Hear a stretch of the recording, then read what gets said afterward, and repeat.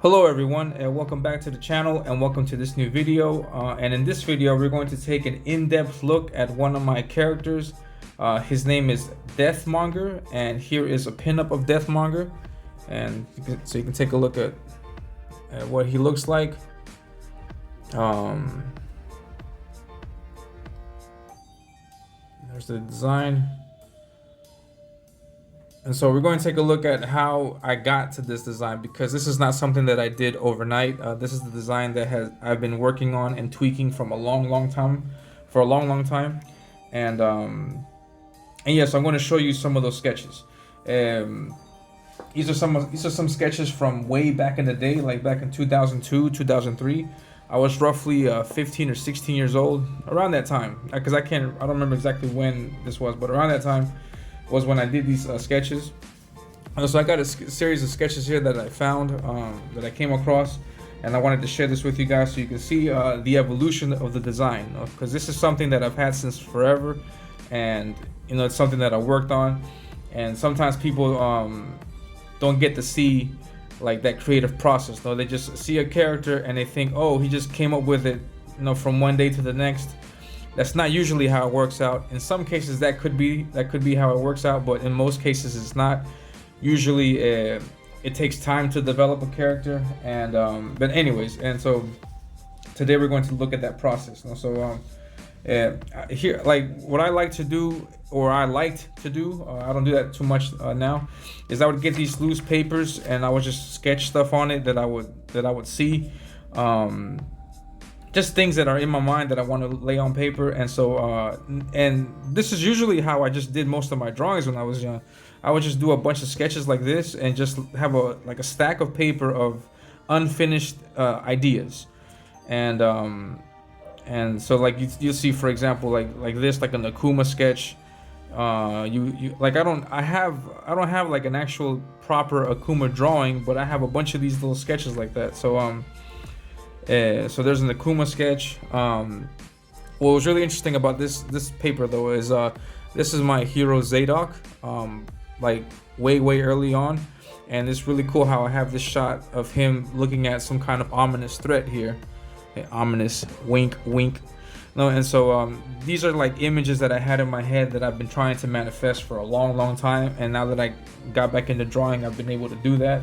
And so that's just to give you an idea that I've always had that image of my hero fighting against this big bad monster guy. And so I'm a big fantasy buff, not buff, but like I'm a big fan of fantasy.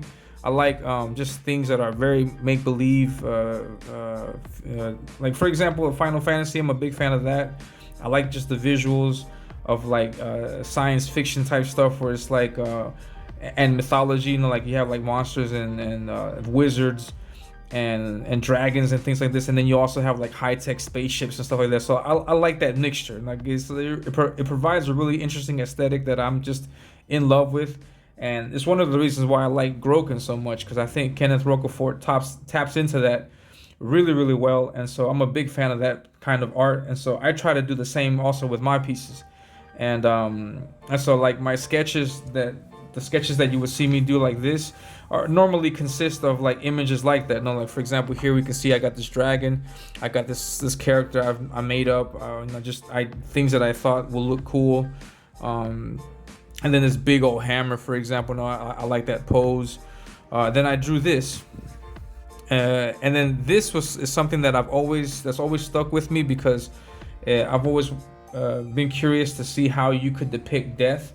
Like I know we have the Reaper and he has his scythe, and then he has that cloth over him, but what if he was depicted in a different way? How would you draw him? Like, or if I were to have my take on him, what would he look like? So I always envision something like this, like a mask, like this. I don't know. So this was really early concept design of what that big monstrous bad guy would look like. So I even gave him an earring. I don't know what that came from. He's got straps and spikes on it, chains. I was thinking about adding chains to him, but I don't know. That might be too. It might look too much like Pit. I don't know. I may play with that someday. Also, I have no idea. But I had this, and then I decided to play with this a little bit more. And then I did this. And then here, for example, if you look at this and then you compare this with my Deathmonger pinup, you can see a lot of the similarities, a lot of the things that I still liked. And this is expected also because when I designed this, I had this at hand. So I was able to look at it and see, what did I like from this? I'm gonna keep it. What do I not like? Maybe I'll tweak it a little bit. And so you can see, for example, like this circle thing in this chest is still there. I like that design element. These spikes on his belt still there. I liked that element also. The mask, I liked the mask, but in this case I tweaked it a little bit. And you can see now I like this thing that covers the forearm. I like that. The spikes, I kept the spikes. So this is really early concept work of Deathmonger. Let me get this out the way. So you can fully appreciate that. There's another piece, like from another angle. As you can see, these are sketches. Just something that I did really quick. No. Yeah, I did these claw things, but then I looked at it afterwards like, nah, I'm gonna scrap that. I don't like how that looks too much.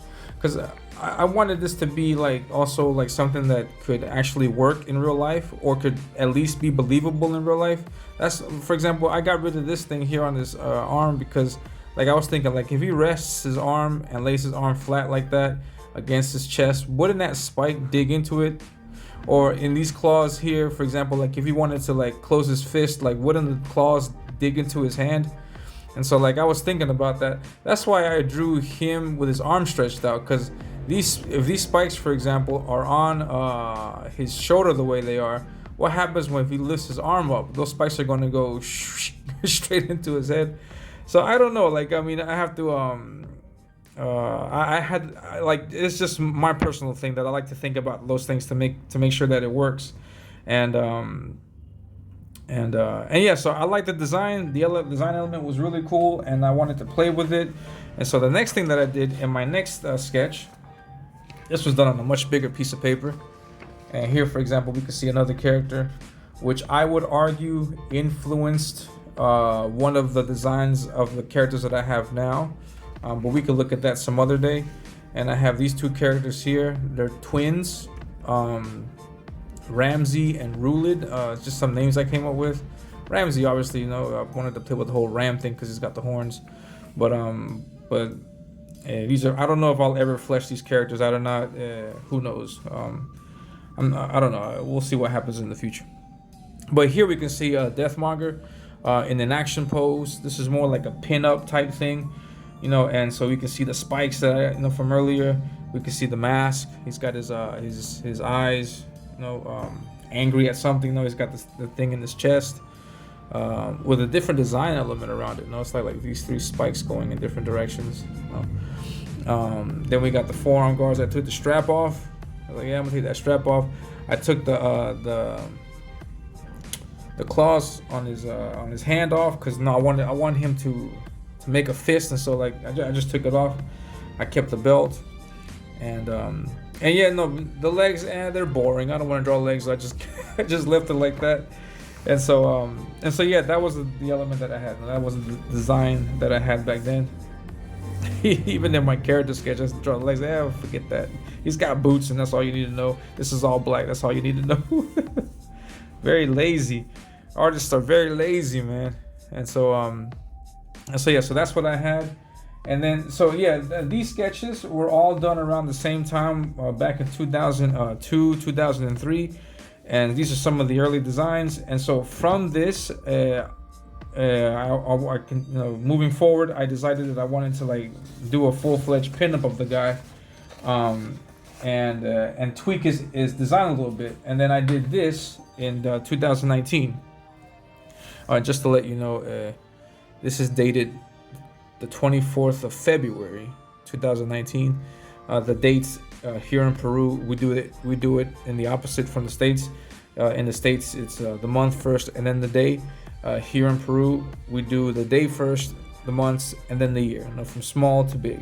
So days, months, years. And so this is the 24th of February. And so This was a design that I had back then. I wanted to go with the circular eyes because, in my opinion, just my preference, if I were, my intention with this design, this character was to make a personification of death. Now, death is not like an entity, like a person that gets angry, happy, sad. No, it's just an entity, an abstract entity. So I wanted to manifest that and keep that, respect that in my character design. So I turned away from doing something like this. I turned away from doing something like this with the angry eyes, because this is achieved only when this character is angry. You know, when they're angry, they don't make that kind of face. But if he's content, if he's sad, if he's worried or shocked, this is going to change. And so this is not going to give you the same impact if he's like happy or laughing or something. You know? So it completely destroys the whole intimidation vibe. You know, unless he's like that all the time, which it's been done. We do that all the time in characters in comics. You know, everybody's upset. You know, he's angry. He's angry. He's angry. That's how you draw him. You know? But so I wanted to play with that a little bit, and I got this idea from the Death Note character. The character in Death Note, he's got circular eyes, and you don't really see too much emotion behind it. Like it's not like he frowns or he's happy or his eyebrows go up or anything. It's just the eyes are there. And so I wanted to play with that, and I just did circular eyes to see what it looked like.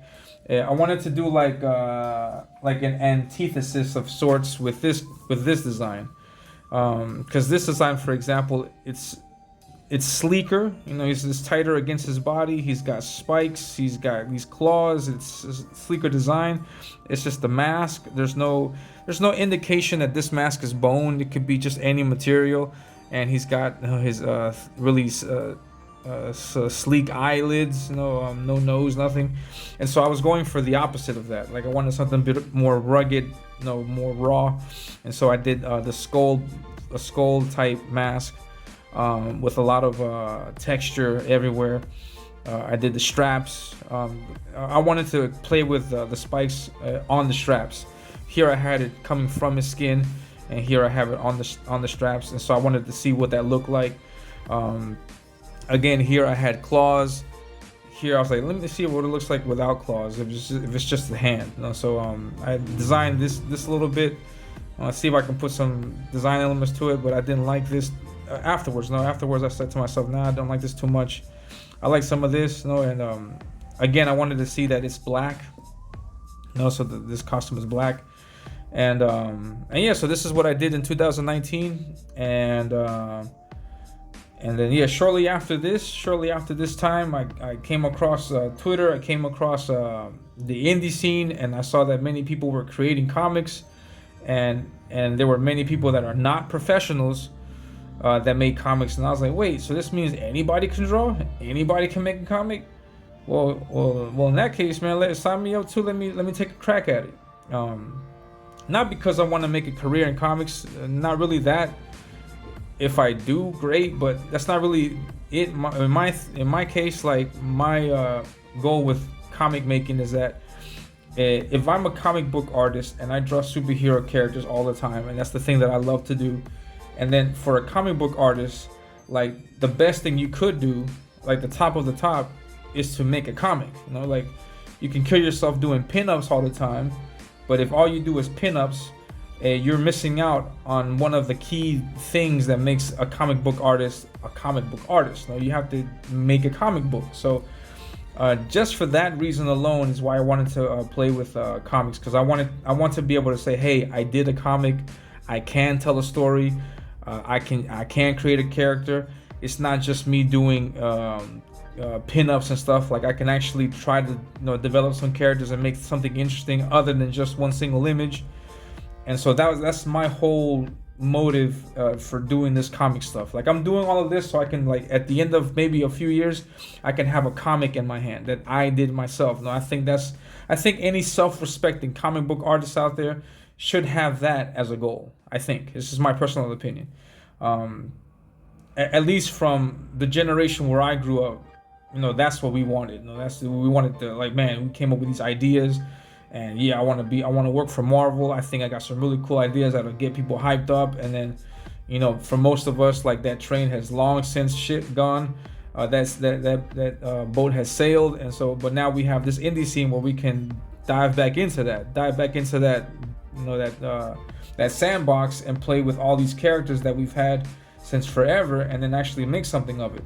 Some people are making a living out of it, and it's amazing, and some people are just doing it for fun. So I'm just doing it for fun because I got my career, and I love my career, and but I also love drawing. So I'm never gonna stop drawing. So I'm always gonna continue creating, and so that was fascinating. So when I discovered, I don't want to digress too much, but when I discovered the indie scene, I was like, yeah, I'm gonna take a crack at it.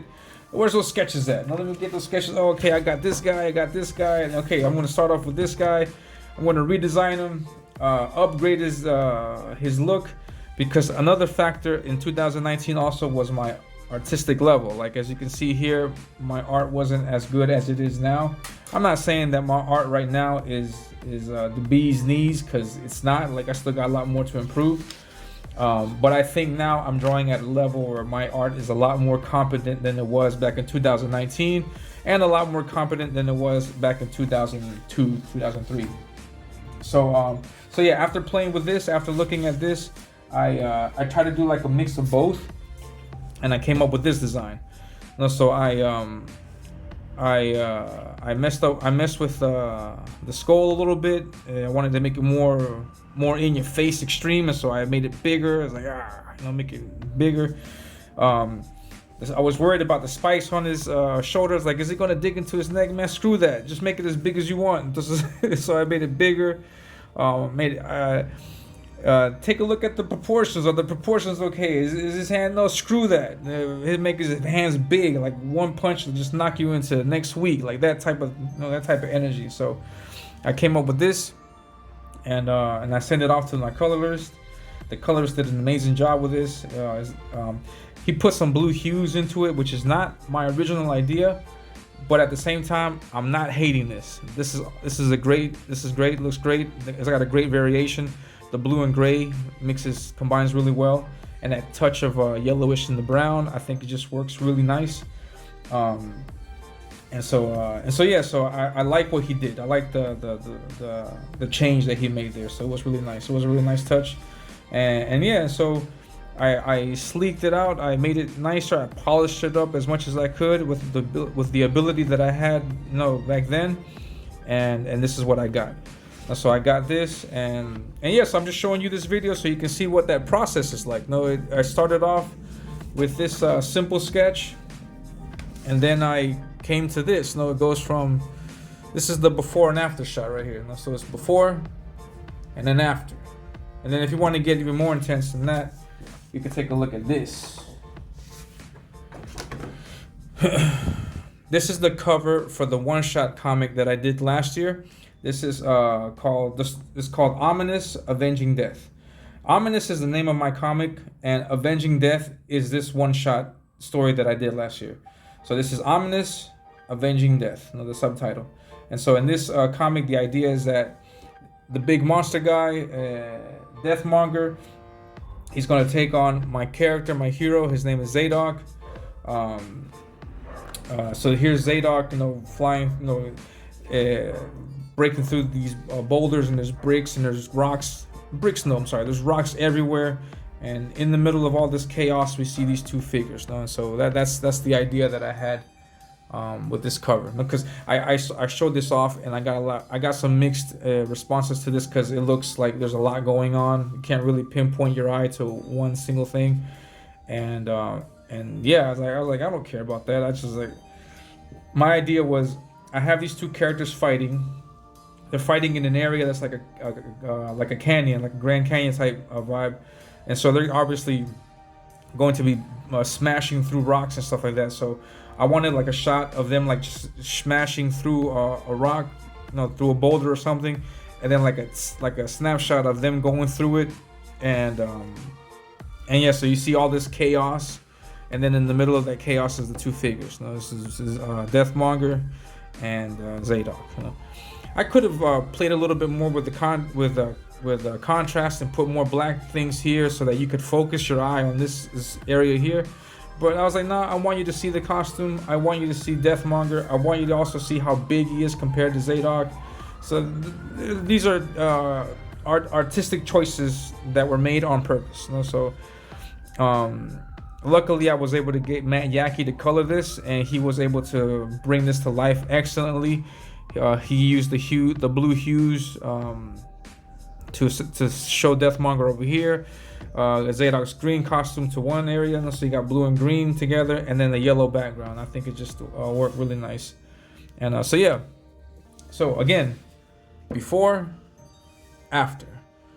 Yeah, so before and after shot, really, really cool. Let's take it another step, and then here's page 2 of the comic. Bam, you see him, and they're going at it. They're going at it right there, and then Deathmonger's about to knock Zadok into next week. Yes. Now, you can see this story play out right now. All you have to do is hit me up on Twitter, hit me up in my DMs, tell me, hey, I want to get a copy of this. Let me get it. And yeah, just hit me up and pay me through PayPal, and I will send you the digital files. I have one in color with this same colorist, so this quality colors, and I have black and white. So unfortunately, for the moment, I only have a digital format, but I'm working to make this into an actual book. I know I can make it into a book. I'm just waiting to pull the trigger on it at the right time, and I think that right time is going to be when the campaign for the actual comic launches. I'm assuming in 2 years or so. It's going to be a while, because I'm doing everything by myself, and I'm still in the writing stages. So it's going to be a while. So that's also another reason why I did this, because I wanted to give readers, supporters, backers, I wanted to give them something to like think about while I'm working on the other stuff. And so you can read this. Everything is done. I got the colors, got the letterer. The letters are all done. All you have to do is just hit me up, and I'll shoot you the PDF file. And you can read that and then get an idea of what it is I'm trying to bring to this universe that I'm creating. So yeah, so it's a real thrill for me being able to see Deathmonger come from a lowly sketch, that he had nothing, no idea, no purposes, no intentions to it behind it, to now being a central figure in one of the comics that I'm working on. So that progression is amazing in my opinion, and I love it. I love to see it, and I can't wait to do more with not just Deathmonger, but with all the characters that I have. I have a lot in my head, and yeah, just my biggest enemy right now is time. I wish I had more time to work on this, but I'm trying to make do with the time that I have. So yeah, so if you want to support someone who's working on this as a hobby in the meantime, then yeah, just hit me up in my DMs, and I'll send you the PDF file, and you can take a look at what I got. And then if you like it, stick around. Subscribe to the channel. I post a lot of this stuff that I draw as frequent as I can. I have to make decisions though, because I'm I'm recording this video in my free time, and if I wasn't recording, I would be drawing. So it's like a give and take. So I do some drawing. Every now and then I do a video, and so yeah. So if I'm not doing a video, you can make sure that you can be sure that I'm actually drawing on something, and yeah. So I haven't been posting videos a lot, which means that I've been drawing a lot, and I've been working on another IP that I have called Gino and Shorty. If you are a subscriber, and if you've been following me on Twitter lately, you will see that I've been posting more Gino and Shorty art. Also, right now, if you can check in the community tab, you will see more of some recent pieces that I did of Gino and Shorty. It's a completely different style from this. It's more Sunday comics cartoon strip, because I love that also, and that's something that I think is being lost in today's comic world. I think many people are opting to do 90s extreme art, and which is amazing. I love it. I love this. This is the only way I'll ever draw. But there's also, I love the Sunday funnies. I love Peanuts. I love Garfield. I love Hagar the Horrible, Calvin and Hobbes. I was recently introduced to Calvin and Hobbes, and I was blown away by that. And so yeah, I like that also. So I play with that. messing around with my artistic brush. So yeah, so check it out. I hope you like what you see. If you do, subscribe to the channel. If you like this video, hit the like button. Share this video out. Tell all your friends about me. Tell all your friends about Monger. Tell your friends about the epic journey that Monger had to go through, from becoming a sketch to becoming the headliner, the cover, to be on the cover of a comic. So I think that's a pretty cool journey. So yeah. So I hope you enjoyed it. If you did, hit that like button. Again, subscribe to the channel, and I will catch you, and I'll be sure to catch you in the next video. All right, take care. Have a good one. Hello, everyone. The time is finally upon us. Ominous Avenging Death is now available. Avenging Death is a short 10-page story that serves as a preview of what kind of art you can expect and the world you'll see in the main story of Ominous. In Avenging Death, we'll see Zadok take on the monstrous Monger in a 10-page fight scene that'll be sure to get you hooked into the world of Ominous. All of the artwork is done, including the line art, which was done by me, the colors, which were done by Emmanuel Orlas, and the lettering, which was done by Paul Bird. So grab your copy of the digital PDF file today for only $5. That's right, $5. Contact me in my DMs on Twitter for more information. Now, coming up next is the official trailer of Ominous Avenging Death. Enjoy.